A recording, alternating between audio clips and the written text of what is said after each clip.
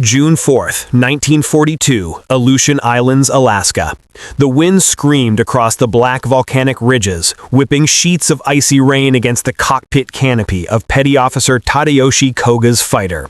Beneath him, the world was a wasteland of fog, cliffs, and ocean. His plane, a Mitsubishi A6M0, the pride of the Imperial Japanese Navy, sliced through the clouds with a graceful hiss.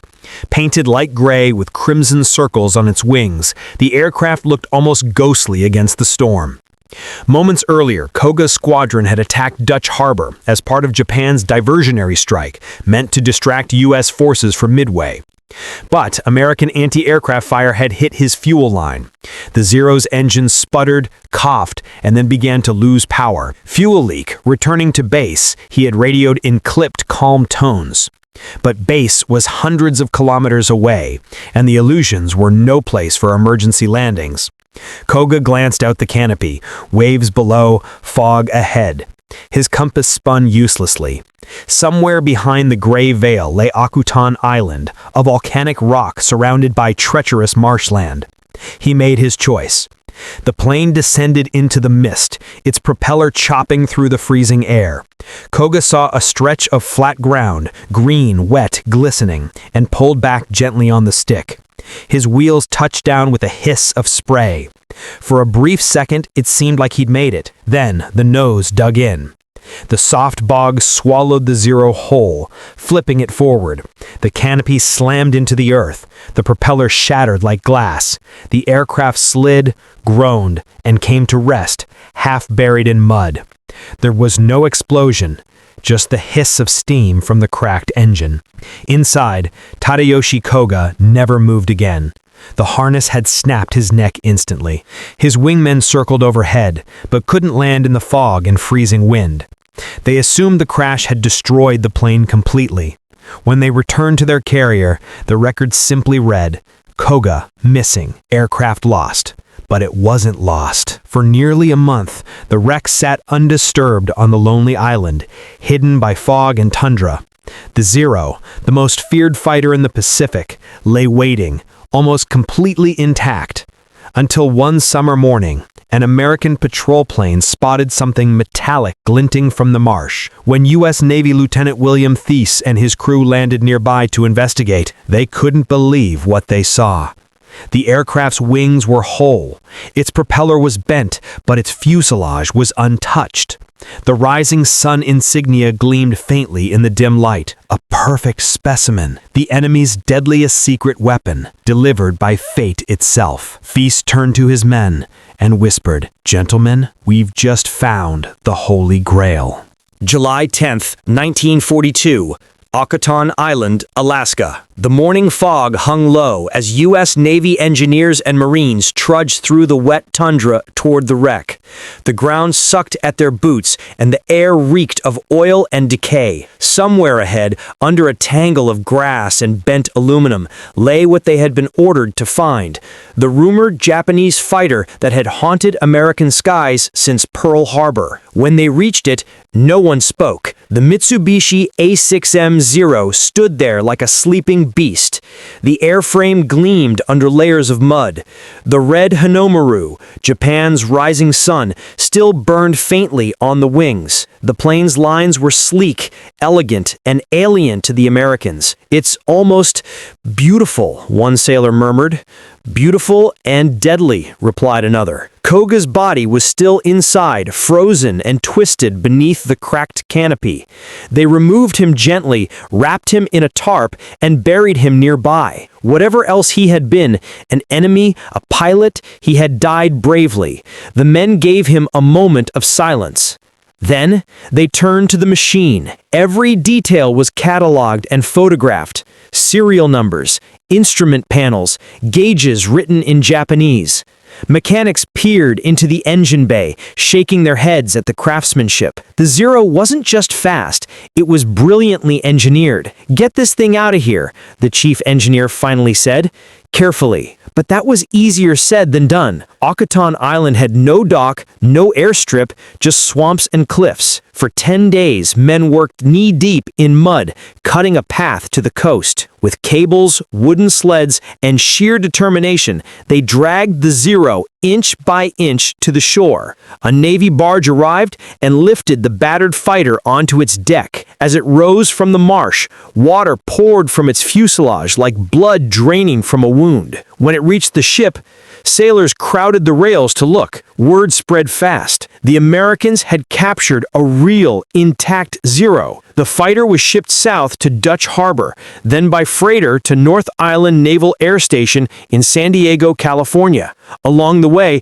engineers protected it as if it were made of glass. When it arrived, aviation officers, intelligence men, and pilots gathered around like priests at a relic. Lieutenant Commander Eddie Sanders, a test pilot with experience on nearly every American aircraft, was chosen to fly it. The mechanics worked for weeks, cleaning, repairing, refitting, until the Zero stood again on its own landing gear, shining silver under the California sun. When the engine roared to life for the first time since Akutan, everyone froze. The propeller blurred. The sound was smooth, almost musical. The Japanese had built something extraordinary. Sanders taxied out slowly, eyes narrowed. He pushed the throttle, the tail lifted, and the Zero shot down the runway like a bullet. It climbed effortlessly into the blue. For the first time in history, an American was flying Japan's deadliest weapon. And what he discovered up there would change the war. September 20th, 1942. North Island Naval Air Station, San Diego. The morning air was crisp and still. Mechanics cleared the runway, their eyes fixed on the strange silver aircraft at the far end, a Japanese fighter wearing fresh American markings. Painted over the faint outline of the rising sun, a small white star now gleamed on the wing. Lieutenant Commander Eddie Sanders climbed into the cockpit, adjusted his helmet, and settled behind the controls. He could feel the craftsmanship in the machine, every lever smooth, every dial placed with purpose. "Control, this is Sanders. Akutan 0. Test flight number 1. Let's see what this thing can do." The engine purred to life. Sanders eased the throttle forward. The plane rolled, lifted, and rose into the blue. Graceful, almost effortless. Within seconds, it was clear. The legends were true. The Zero was fast, agile, and frighteningly responsive. It could turn tighter than any American fighter, almost pivoting in midair. Its climb rate was unmatched, its visibility perfect, and its controls feather-light. For months, U.S. pilots had faced these machines and wondered how the Japanese could always seem to appear behind them in combat. Now Sanders understood. "This thing moves like it's alive," he muttered, banking sharply over the Pacific. But as he pushed harder, new truths emerged. At high speeds, the controls stiffened, dangerously so. When he dived past 300 miles per hour, the ailerons locked and the aircraft shuddered violently. Sanders wrestled it back under control. The Zero's secret strength, its light frame and thin skin, was also its fatal flaw. It couldn't handle punishment. One burst from a .50 caliber gun could tear it apart. Over the next several weeks, Sanders flew the Akutan 0 24 times. Each flight peeled away another layer of mystery. The Japanese engineers had built the perfect dogfighter for short, low-speed combat, but in doing so, they had sacrificed armor, protection, and dive stability. American pilots, armed with this knowledge, suddenly saw how to win. Instead of turning with the Zero, they'd dive. Instead of climbing after it, they'd attack from above and pull away. "Never dogfight a Zero," read the new briefing memos. "Use speed and firepower, hit and run." The data from the Akutan 0 was rushed to every U.S. and Allied airbase in the Pacific. Manuals were rewritten overnight, tactics evolved. And in just a few months, American squadrons that once had been shredded in combat began turning the tide. In the skies over the Solomon Islands and Guadalcanal, F-4F Wildcats and F-6F Hellcats began claiming victories. The Japanese pilots, once untouchable, now found themselves hunted. And it all traced back to one accident, one pilot, and one wreck pulled from an Alaskan bog. The Akutan Zero revealed the enemy's soul, its brilliance, its fragility, and its limits. By early 1943, the balance of the Pacific War had begun to shift. The Americans no longer feared the Zero. They understood it, and that made all the difference. 1943 to 1945, across the Pacific. The lessons of the Akutan Zero spread faster than any secret of the war. From Hawaii to Guadalcanal, from New Guinea to the Mariana Islands, every squadron received new instructions written in the plain, confident tone of experience. The Zero is fast, but fragile. Don't turn with it. Dive, strike, and climb. It cannot follow. What began as a single discovery on a lonely Alaskan island became the blueprint for an air strategy that would break the Imperial Japanese Navy's hold over the Pacific. By mid-1943, U.S. pilots flying F-6X Hellcats, F-4U Corsairs, and P-38 Lightnings carried the lessons of the Akutan Zero into every engagement. They knew exactly what their enemy could and couldn't do, how it stalled, how it turned, how it climbed. The hunters had become the hunted. In one dogfight over the Marshall Islands, Lieutenant Tom Cheek rolled his Hellcat into a dive as two Zeros gave chase. Instead of turning to fight, he pulled the throttle wide open. The Hellcat screamed downward past 400 miles per hour. Behind them, the Zeros tried to follow, but their wings began to flutter, their controls stiffened, and one simply tore itself apart. Akutan was right, Cheek radioed back. They can't dive with us. By 1944, Japan's once invincible air arm was bleeding out. The Zero, that elegant ghost of the early war, was now hopelessly outclassed. American aircraft were faster, tougher, better armed, and, above all, flown with confidence born from knowledge. When the Great Marianas Turkey Shoot began in June 1944, U.S. Navy pilots shot down nearly 400 Japanese planes in a single day. Many of those kills came from Zeros. The Americans didn't just win, they understood precisely why they were winning. And it all traced back to that single moment of fate on Akutan Island, to the muddy wreckage that had revealed both the genius and the limits of Japanese engineering.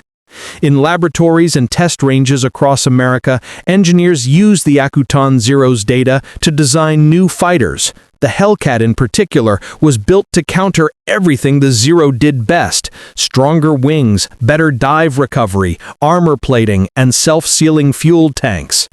Each new American aircraft carried within it a piece of that captured knowledge. Every victory in the Pacific sky carried its echo. When Japan finally surrendered on September 2, 1945, and the signing took place aboard the USS Missouri in Tokyo Bay, the air above was filled with Allied aircraft in tight formation. Hellcats, Corsairs, Mustangs, flying in silent tribute. Among the engineers and pilots watching from the decks, few remembered the name Akutan, but its legacy was there in every rivet and engine roar, in every confident smile of the men who now owned the skies. Fate had given the United States a gift, one born of tragedy and chance. The death of Tadayoshi Koga, the lost pilot who had believed he was landing safely, had opened a window into the heart of Japan's air power.